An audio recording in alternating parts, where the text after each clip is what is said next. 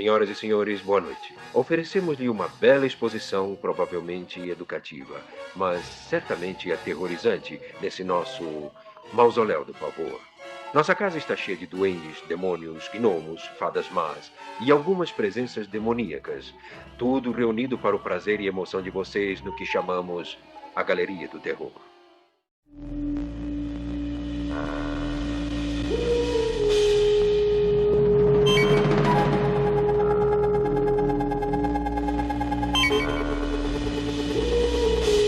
Olá, seja bem-vindo a mais um programa sobre a série clássica Galeria do Terror. Eu sou Angélica Hellish. E eu sou o Marcos. Hoje nós vamos falar sobre o 10º episódio, hein? Já passamos da metade, né, Marcos? Da terceira e última temporada da série. E esse episódio aqui é um episódio que a gente apreciou bastante. Temos muitas coisas para poder falar, né? Isso mesmo, essa temporada é mais curta, então nós já estamos aí para mais da metade, vão ser 17, se eu não estou enganado, são 15 ou 17, né? Isso. Nós não faremos os episódios aí da série Sexto Sentido, que depois a gente explica, Sim. né, numa oportunidade quando chegarmos no final. E realmente é um episódio que, dentro dessa temporada, para mim também ele se destaca bastante. Sim. E a gente vai chegar lá, né? Tem a ver muito com o talento aí do diretor, né? O diretor que a gente já falou tantas vezes que quando o homem põe a mão, as coisas costumam dar meio certo aí no Galeria do Terror, e não é diferente nesse episódio, né? É verdade, é o Janos Suark, né? O título do episódio, traduzido, é O Ringue com as Cordas de Veludo Vermelho. No original seria aqui The Ring with the Red Velvet Ropes. Tá? Esse episódio fala do tema, um tema que é muito caro ao Rod Serling, apesar de não ser o roteiro dele, né? Mas o Rod Serling é famoso pelos episódios sobre boxe, né? E boxeadores. Sim. E esse aqui tem uma... Ele é muito interessante, né? Ele é cheio de referências. Mas eu vou aproveitar esse comecinho aqui, como a gente gosta de fazer, para falar sobre elenco, né, Marcos? Sim. Primeiro falando um pouco sobre a ficha técnica, né? Esse episódio, as pessoas lá nos Estados Unidos puderam apreciá-lo no dia 5 de novembro de 72, né? Como já falamos, já é dirigido aí pelo Janos Suark, enfim. Acredito eu que é o cara que dirigiu o maior número de episódios, né, de Galeria do Terror. Falamos, por ser o diretor com o maior número de episódios dirigidos na série Galeria do Terror, tivemos muitas oportunidades de falar da carreira dele. Procure episódios anteriores e você vai poder ter um pequeno esboço biográfico desse cara com uma carreira longa e importante aí na televisão americana e no cinema também. O roteiro desse episódio é do Robert Malcolm Young. Ele já roteirizou outros episódios aqui de Galeria do Terror. Já falamos sobre os episódios, por exemplo, A Garota com os Olhos Famintos, The Girl with the Hungry Eyes, por exemplo. Segundo episódio, inclusive, acho. Isso. E o episódio Fright Night também. A gente não gostou nada desse episódio. Não. Exatamente. Esse cara, só pra gente... Ele era um cara que ele era principalmente roteirista. De vez em quando ele dirigia um episódio ou outro de série. Mais de vez em quando ainda ele fazia... dava pitaco na fotografia também de episódios de série. Mas ele é um cara mais roteirista mesmo. E ele... produziu o roteiro para um monte de série, vou citar só uma ou outra, que é o Kojak, FBI, São Francisco. Gente, ele era um cara meio que ligado a séries mais do gênero suspense e policial. Ele escreveu sobre roteiro para tudo que é gênero, mas ele se concentrava mais nesses gêneros aí, que acho que era uma especialidade dele. O roteiro, ele é inspirado num conto de um cara chamado Edward D. Rock, ou Rock, né? Sim. Dependendo de... E esse cara é um negócio interessante. Ele era um cara que ele trabalhava, ele teve uma carreira de mais de 50 anos, se eu não me engano, ele faleceu em 2008. Uma carreira de mais de 50 anos escrevendo ficção policial. Só que ele ficou notabilizado pelo seguinte: ele foi um dos poucos escritores do gênero que conseguia viver bem só com conto. Caramba. Normalmente os escritores do gênero policial precisam fazer novela também romances, novelas policiais, e muitos deles completam o orçamento com a graninha com roteiro de TV e de cinema. Normal. Esse cara, ele tinha uma estratégia, ele publicava em tudo que era revista, e ele criou vários personagens que eram detetives, ou pessoas que elas tinham uma outra função, mas elas também desvendavam crimes.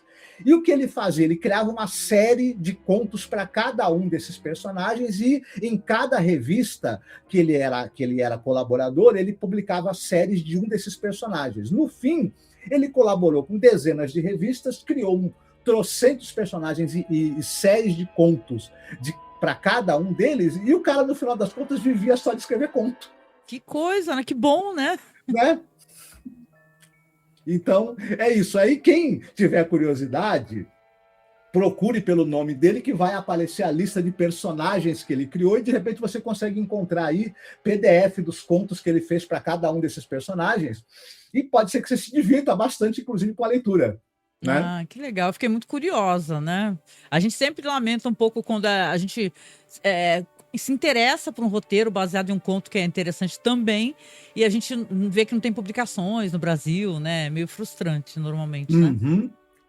Aí, falando no elenco, a gente tem o personagem principal, é um boxeador, é o James Flip, e ele é vivido pelo Gary Lockwood. O Gary Lockwood é um dos dois infelizes e desgraçados astronautas da nave Discovery One do filme 2001, do Kubrick. 2001, Odisseia no Espaço. Para quem conhece a história, já sabe, né, o que acontece. Vocês vão lembrar que a Discovery One tinha 3 cientistas que estavam lá adormecidos, né?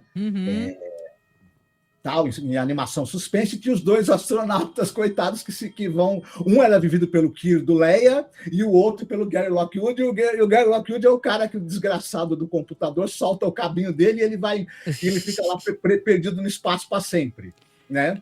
Como é que é? Dave, estou com medo, Dave. Isso. Sim. Então o Gary Lockwood ele é muito conhecido principalmente por esse papel, né? Mas, além disso, ele tem algumas participações pontas em filmes, e também muitas pontas em séries de TV. Eu vou só destacar algumas, que é o Assassinato por Escrito, aquela série que tinha Angela Lansbury, né? Sim. O Carro Comando, aquela série com o Capitão Kirk, né? Com o ator que faz o Capitão Kirk, que ele fazia aquele policial, né? E a série Barnaby Jones, entre muitas outras. Enfim, o cara que ele fez alguma coisa no cinema, depois dos anos 70 para frente, ele foi para a televisão com vontade. Né? A gente vai ter uma personagem que é a Joan Van Ark. E ela vai fazer o personagem da Sondra Blanco. Bonito nome, né? Inclusive. Sondra. Eu achei ela muito parecida um pouco com a Emily Blunt. Assim, vagamente, assim, né? Achei ela linda, maravilhosa. Sim, ela tem algumas coisas que a gente poderia destacar na carreira dela. Uma delas, talvez a coisa mais importante que ela fez na carreira dela, ela participou do filme de 72, A Invasão das Rãs. Nossa, que filmaço, parece. Lembra? Só que não, né? Nunca ouvi falar. Passava na TV Record esse filme da Invasão das Rãs. Passava? Passava, Então ela protagoniza esse filme. Não sei se é algo que ela tem muito orgulho, né? Mas tal. Outra coisa que a gente pode destacar, ela fazia... Quem assistia o desenho do Homem-Aranha nos anos 80, a animação do Homem-Aranha, lembra? Que passava na televisão? Sim. Tinha a personagem da Mulher-Aranha, Jessica Drill. No original, ela fazia a voz da Mulher-Aranha. No Brasil, obviamente, era dublado. Né? Além disso, ela também ela participou de Dallas, da série Dallas. Só que é que tá, Dallas depois ganhou um spin-off, que eu não sei se passou na televisão brasileira, não lembro, porque eu não cheguei a acompanhar direito nem Dallas, né? Mas alguns personagens de Dallas ganharam uma série que mostrava mais um pouco da vida deles. E detalhe, Dallas era um novelão. Uhum. Essa série, que é o Knots Landing, que pega alguns personagens de Dallas e coloca mostra mais do cotidiano desses personagens, essa série é uma série mais séria, mais realista, sem ter esse lado novelão. E muita gente elogia muito essa série, que o pessoal falou, pô, pegaram o Dallas, que era uma coisa meio tranqueira, e fizeram algo bem sério e bem feito Mas Dallas depois, fez o no maior spin-off. sucesso. Eu lembro que quando passava É. na televisão tinha aquele JR, né, que todo mundo falava, né, e tal. Eu lembro dessa alguns shows assim, né, sitcoms, não é sitcoms, né?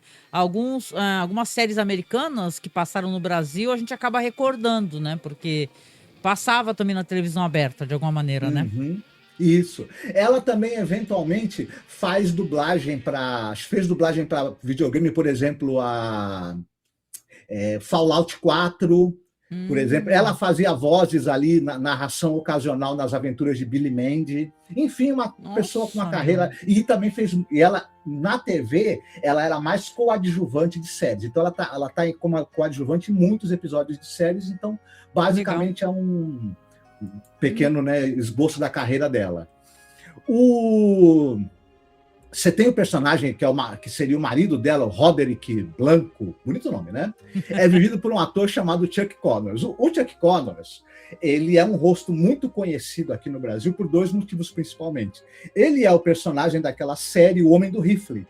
Aquela série que era aquele fazendeiro, o filhinho dele, que viviam aquelas aventuras lá, né, na época do Velho Oeste, e ele também, quando tinha algum problema que ele precisava ser mais casca grossa, ele tinha o rifle de estimação dele, que ele logo usava, sacava e metia bala em quem precisasse, né? sim.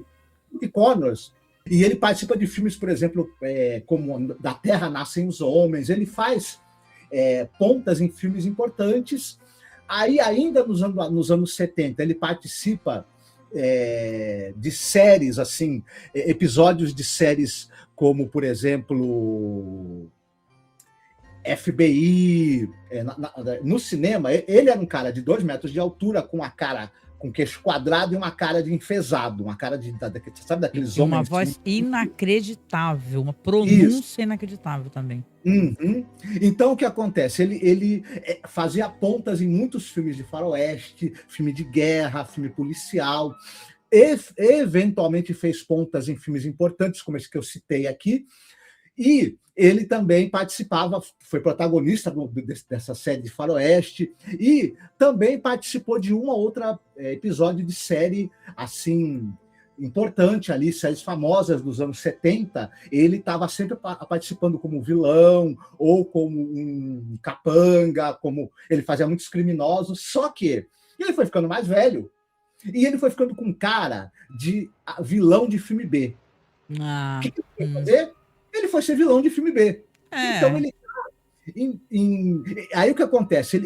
Os italianos, você tinha umas coproduções América e Itália direto para o mercado de VHS. Sabe aqueles filmes de slasher, de terror, de Aham. ação, de policial? Muitos eram filmes imitando produções americanas e que eram feitos direto para o mercado de VHS. Pois o Chuck Connors virou um dos rostos ali muito presentes em filmes feitos para o mercado de VHS. Então ele está em 1000 produções como essa. É, Por isso que ele tu é um falou cara também muito uma conhecido no coisa que eu Brasil. achei curiosa, sobre ele também fazer índios, né? Um negócio Ah, assim, né? Ele sim. pintava, ele fazia um red face, né? Esse Uhum. ator, né? Eu lembro do Chuck Connors fazendo líder de tribo indígena em Faroeste B. Se tem um Né? cara que não tem cara de índio, é esse, né, meu? Isso. Não, eu lembro eu assistindo ao filme, na época, eu não vou lembrar o título do filme agora, na televisão, eu olhava para aquele índio e falava, meu irmão, que índio é esse? O Eu era que teve, moleque, né? o que o Mas cinema que índio é americano esse, pintou a cara? cara dos artistas, dos atores, das atrizes para Né? fazer papel Onde de é que índio. esse índio arrumou essa cara de americano, de americano branco, né? Eu quis dizer, Mó né? queixão, né? Mó queixola, né? Isso. E ele, só para completar, então, para citar algumas coisas, ele está em pérolas, como, por exemplo, Caçadores de Ninjas, Olha. olha, Taxi Killer. Quem é da época do VHS talvez lembre desses filmes, inclusive. Taxi Killer é o Skinheads, nome do bagulho. uhum, Armadilha para Turistas, um slasher, ó, Só que não. Enfim, Coisa do outro esse é um mundo. pouco da esboço da carreira do ator, muito conhecido no Brasil, por sinal, Chuck Connors. Mas vou falar Tem pra ti outras que participações. Desculpa. Não, mas vou falar pra ti que nesse episódio ele arrebenta, tá? Uhum. Toda a atuação dele, a entonação da voz, assim, tudo que ele entrega enquanto atuação é muito imponente. É muito imponente, é muito legal. Uhum. Muito bem. Tem algumas outras participações no episódio, mas como são participações menores, a gente não vai entrar em detalhes da carreira desses Atores, né? atores. Esses Né? daí são os principais, né? Dessa vez sou eu, né, que vou contar pra vocês um pouco da história, né? Então, senta aí, fica confortável, que agora a gente vai conhecer um pouco sobre esse episódio aqui, que ele é muito interessante. Vamos lá, a história. O boxeador peso pesado Jim Figg, interpretado pelo Gary Lockwood, acaba de conquistar o título. Enquanto seu empresário afasta a imprensa do vestiário, o homem que Jim acabou de derrotar, o antigo campeão Big Dan Anger, aparece para ele, com o rosto todo machucado e inchado. Ele diz para Jim que ele não é tão mais campeão do que ele, Big Dan, sugerindo que algo na luta pode não ter sido totalmente correto. O Jim fica primeiramente perturbado com essa aparição, né? Falando pro técnico, né? Falando assim, nossa, eu acabei de ver ali. Ele descobre, o técnico recebe uma ligação, né? E fala que o cara tá internado, que o cara tá no hospital, né? Que a coisa ficou feia depois da luta. E ele, claro, vai ficar perturbado, tanto com esse comentário como com essa aparição, né? Aí, quando ele entra numa ducha, né? O técnico, o empresário dele, fala pra ele que comenta sobre essa questão do hospital, fala pra ele, entra numa ducha aí, que você tá precisando descansar, você tá cansado, a gente tem festas pra ir, tem toda a comemoração do seu título. Ele entra na ducha, continua conversando ali com o empresário, e quando ele sai, ele tá em outro lugar. Ele sai do chuveiro estupefato, né? E fala, what the fuck, que lugar é esse, né? Quando ele sai pra dentro de um quarto bonito, muito elegante, imponente. E ele já aparece um senhor ali pra ele, que é um mordomo, né? E fala pra ele assim, senhor, o senhor é o campeão, né? Então, os mestres estão aqui aguardando você para poder o senhor terminar de se arrumar para o senhor encontrá-los lá na sala, porque eles querem conversar com você. Ele fica todo revoltado, né? Ele é um boxeador, é um cara assim, brabo, né? E ele segura o cara pelo colarinho, fala, que palhaçada é essa? Onde é que eu tô? Vocês me sequestraram, né? Que é isso? Vai estar todo mundo atrás de mim, FBI, porque daqui eu ia para uma festa, tinha um monte de jornalista atrás de mim, né? Vai ficar o mundo inteiro atrás de mim, vocês acham que vocês vão se safar dessa? Aí ele fala, olha, o mordomo, né, desesperado, fala, olha, eu não posso fazer nada, o senhor se arruma, por favor, e desce, que a madame, né, a senhora Sondra Blanco, está esperando o senhor ali na sala de jogos, né? E o senhor, por favor, desça, e ele, né, na próxima cena, inclusive, ele desce e ele chega numa sala, está uma linda mulher, né? Que ele fala, minha senhora, ela fala, não, Sondra. Né? Ela começa a ficar o tempo todo corrigindo, né? Sondra. Né? Ela faz questão dessa intimidade por algum motivo, né? Ele fala assim, eu fui sequestrado, o que eu tô fazendo aqui? Eu quero respostas, ninguém me deu respostas ainda. Aí ela fala assim, olha, você vai ter suas respostas quando meu marido descer. E você escuta o tempo todo durante a cena um barulho, né? Permanente, né? De alguma coisa batendo, sendo batida e batida e batida. É um barulho enervante, como se estivesse alguém treinando num saco, né? Daquele saco de boxeador, né? E ele conversando com ela, né? Ela explicando pra ele, inclusive, penso eu que rola um certo flerte, né? Naqueles diálogos, né? Ele é muito elogioso pra ela, mesmo dentro dessa situação. E quando o barulho para, desce um homem enorme, né? Que justamente é esse personagem Roderick, né? Que é o marido dela. Ele desce e fala assim pro Jim, você se acha o grande campeão, né? O grande vencedor, né? Então, você veio pra cá porque eu vou desafiá-lo.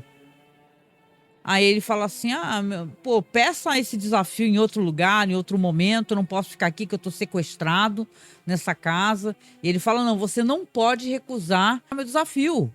Você vai ter que lutar comigo de qualquer maneira, né? Esse é um desafio da qual depende, inclusive, o seu destino, né? E ele fica assim naquela situação, né? Nervoso, né? É um episódio muito climático, né? Ele tem a casa toda, ela contém muito vermelho, né? Ela parece ser uma mansão muito antiga, né?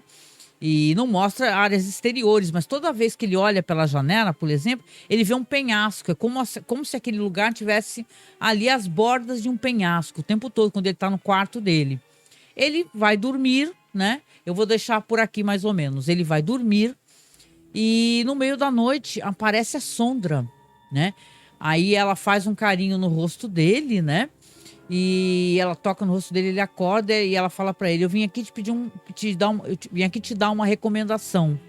Essa luta que você vai lutar com meu marido, Roderick, é uma luta que você precisa perder, né? É importante que você perca essa luta e vá embora. Outros, antes de você, vieram pra cá, perderam, foram embora. Claro, nunca divulgaram nada sobre ter perdido essa luta, né? Porque as pessoas não divulgam, né? As suas lutas perdidas, até porque são campeões também, os que vieram para cá. E é importante que você perca. Por favor, perca essa luta. E aí o dia, né? Vai nascer um novo dia e chega o dia da grande luta. E eu vou deixar aqui nesse ponto aqui para a gente poder comentar. Olha só, esse episódio aqui, primeiramente, ele é muito climático. Ele é muito climático, os diálogos são muito bons, né? As atuações também são muito legais, né? Ele traz esse clima assim que ele brinca, porque o Janosz Soak, ele é um ótimo diretor, né? Então você tem aqui uma história onde esse barulho, essa brincadeira com barulho que a gente ficou, nossa, que barulho que é esse o tempo todo? E quando o barulho cessa, logo depois desce o marido dela, já é uma coisa que chama muito a nossa atenção, né, Marcos? Uhum. A gente já teve a oportunidade de elogiar o trabalho do Janosz Suark em outras oportunidades. Ele é um dos diretores que trabalhou com Galeria do Terror, ele é um dos caras que lança a mão de mais recursos audiovisuais. Ele tem um certo preciosismo no uso de elementos audiovisuais para contar as histórias. Esse episódio, você percebe em outros, infelizmente, em alguns episódios, que tem uma direção um pouco imaginativa, pouco preocupada com detalhes. Não é o caso daqui. Como você mesma citou, em primeiro lugar, há uma preocupação com digamos, um desenho de produção, com set, com cenários, para que eles ajudem a contar a história. Tudo ali.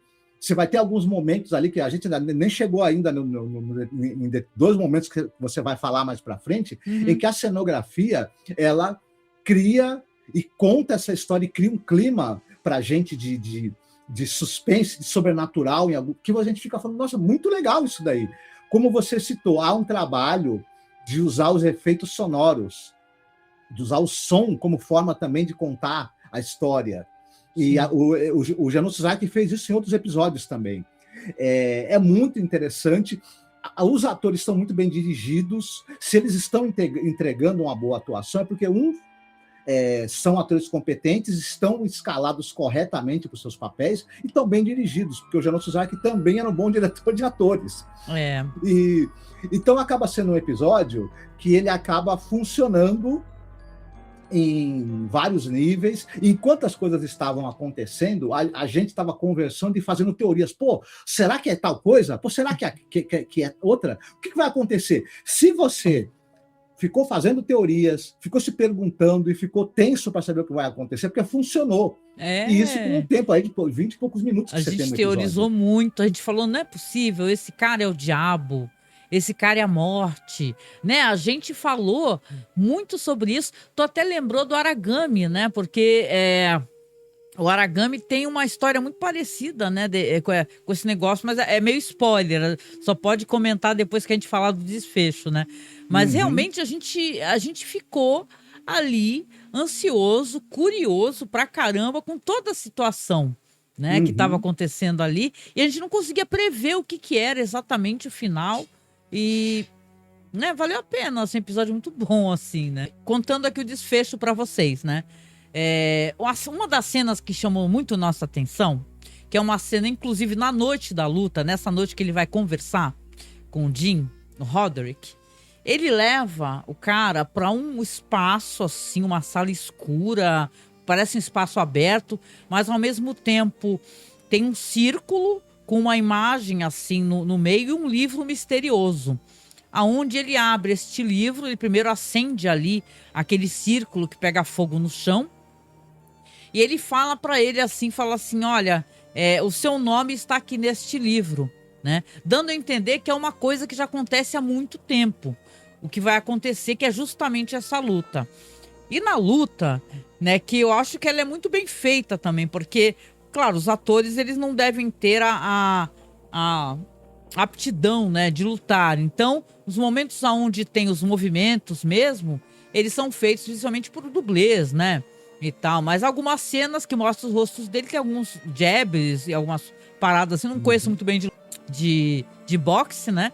Mas tem umas cenas assim que eles usam, fazem esse corte, né? Mostram o tronco ali, os movimentos, os pés, e aí você vê que são dublês. E quando tá o rosto deles, aí são os atores fazendo outros movimentos.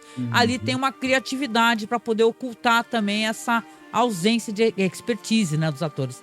Mas a luta é uma luta bem rápida, vamos colocar assim, e ela é violenta. Porque o Jim, ele é um cara que ele não sabe perder.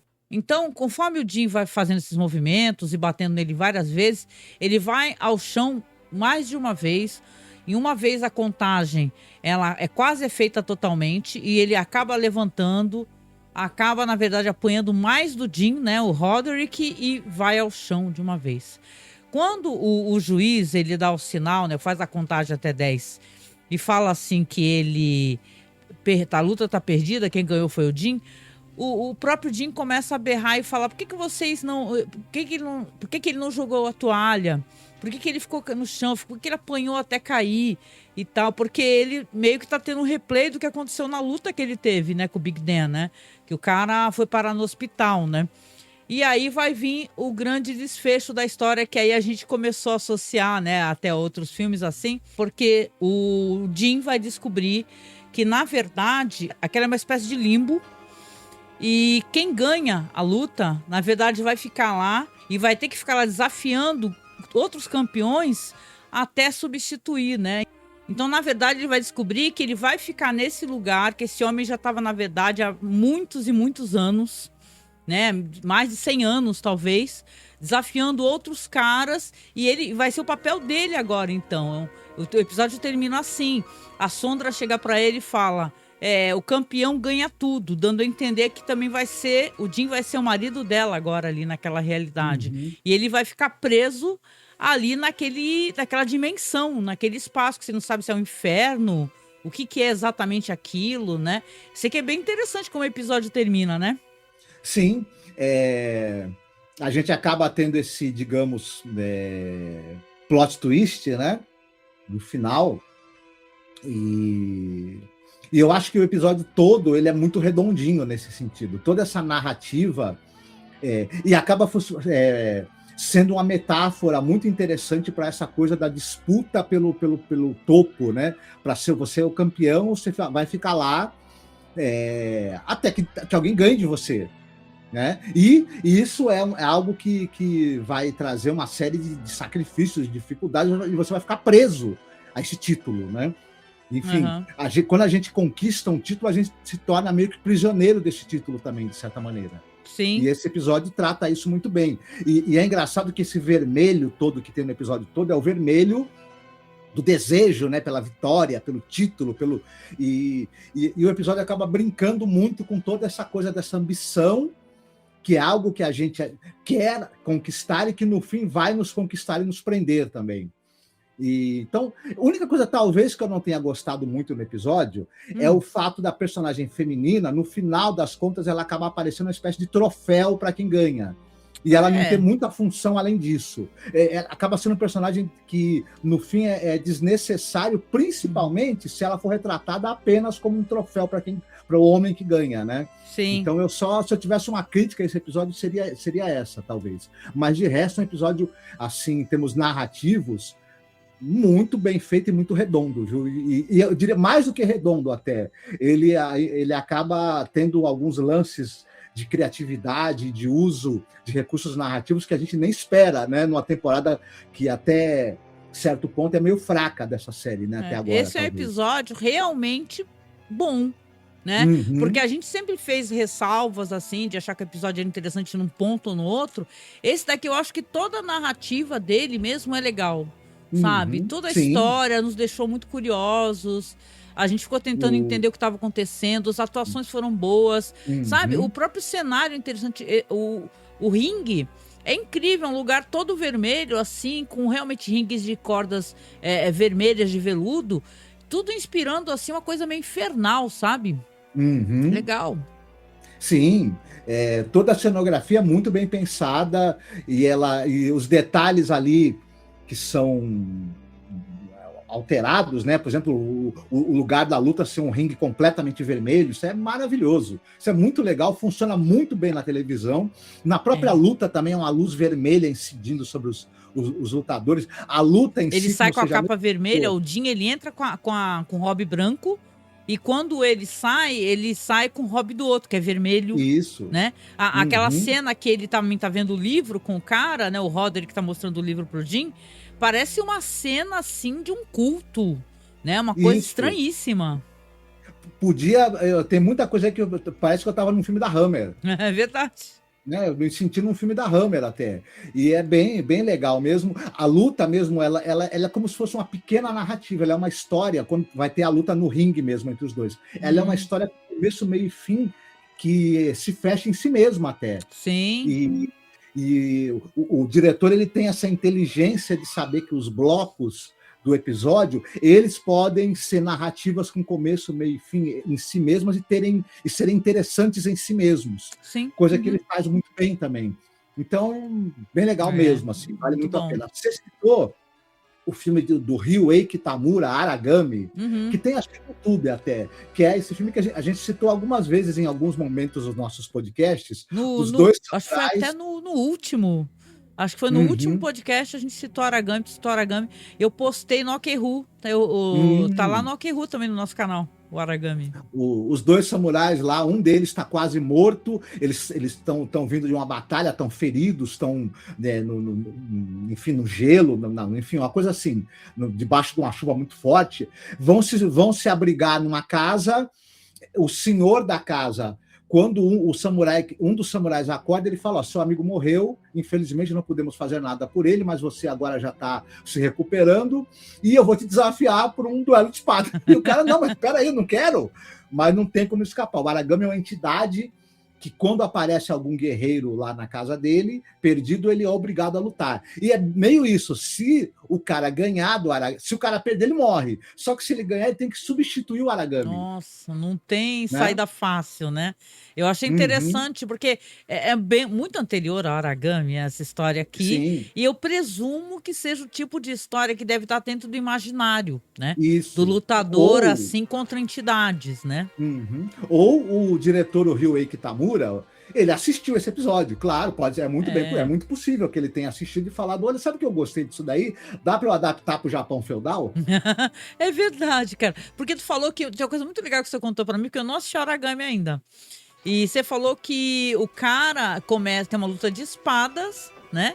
E chega um momento que aparece um cara com uma submetralhadora, com uma arma moderna. Ou seja, o cara também tá preso nessa maldição, na verdade, né? Isso, o samurai vence o Aragami, vence a entidade, fica no lugar dele, desafiando outros campeões até ele conseguir se libertar. E em um determinado momento vem um cara desafiar ele, o cara tá com um fuzil super moderno, então tu fala: pô, já passou 200 anos que o cara tá aí, 200, 300 anos que o cara tá aí. Né? Tá amaldiçoado, né? Vai vendo, né?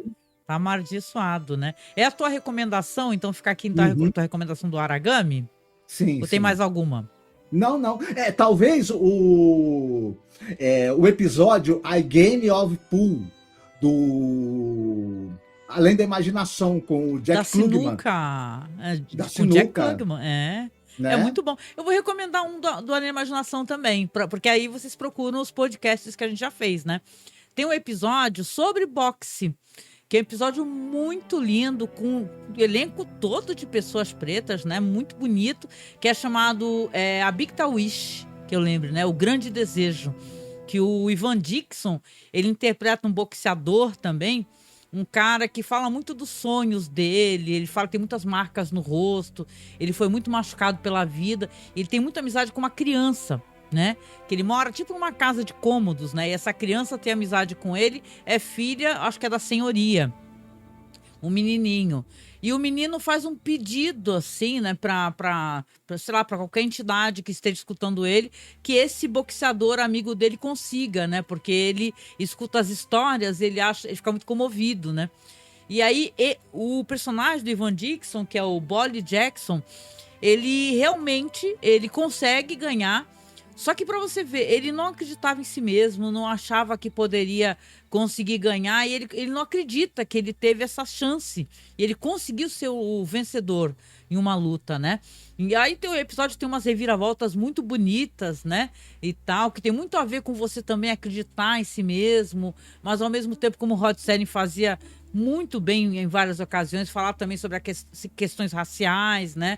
Ele traz essas questões. E o episódio maravilhoso, é o episódio número 20 da série, a Big Wish, que é um grande desejo, né? Lindo, lindo, lindo esse episódio, assim. Tem vários filmes de boxeadores maravilhosos, né? O Lutador, tem Menina de Ouro, né? Mas eu quis trazer mesmo The Twilight Zone porque eu acho que vale muito a pena. E o que você recomendou é maravilhoso também. Primeiro que tem o Jack Klugman, né? Escutem esse podcast, ele tá incrível, né? No episódio. E tem um outro ator também, que era um comediante, a gente conta a história dele, sabe? Que ele tá ótimo fazendo uma figura, uma entidade, assim. Então é muito legal, assim. Dá para referenciar a própria série, né? A série clássica também.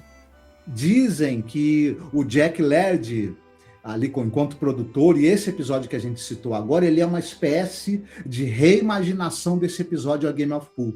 Né? Entendi. A gente não tem toda a simpatia do mundo pelo Jack Laird, né? Mas tudo bem, né?